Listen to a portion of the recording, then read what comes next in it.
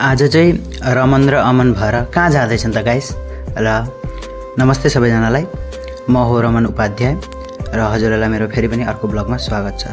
र आज चाहिँ हामी जाँदैछौँ डीमार्ट। सामान थिएन र सामान लिन भनेर हामी निस्किसकेका छौँ। र अटो पनि यस्तो थियो कि मतलब आज रेपिडो गरेर मतलब भित्रबाट खुसी लाग्यो, लग्जरी लाइक मतलब यस्तो राम्रो के भन्नु अब। र हामी डीमार्टमा पुगिसकेका छौँ।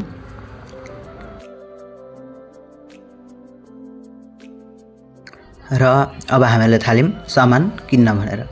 र यताउता हेर्दाखेरि मतलब मलाई चाहिँ लिनु थियो हुडी, र म गएँ हुडी लिन भनेर। मतलब हेर्दै थिएँ कलर, मलाई कुन कलरमा सुट गर्छ भनेर। र हुडी लिइसकेर मतलब गएँ म चप्पल छान्न भनेर।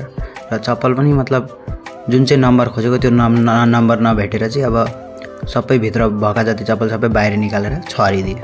र छरिसकेर लास्टमा अब डर लागेर फेरि म मिलाउन थालेँ।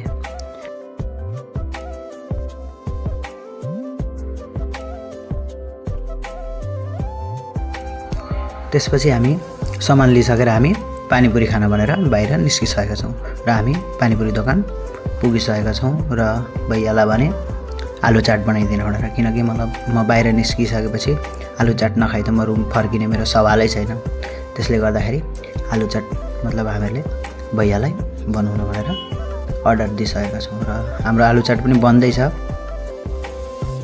त्यसपछि हाम्रो आलु चाट तयार भइसकेको छ, हजुरहरू हेर्न सक्नुहुन्छ। त्यसपछि हामी निस्क्यौँ रुमतिर भनेर।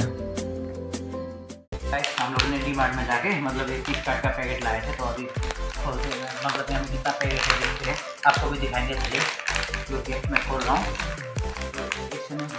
ऐसा तो आप देख सकते हैं। देखिए, आइए खाने के लिए आप लोग खाने के लिए आ सकते हैं।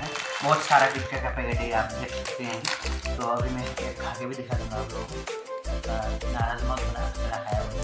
अगर आप लोग यहाँ होते तो मैं आप लोग को भी एक बांटता, लेकिन क्या करें, दुख की बात यह है कि आप लोग हमारे पास नहीं हो।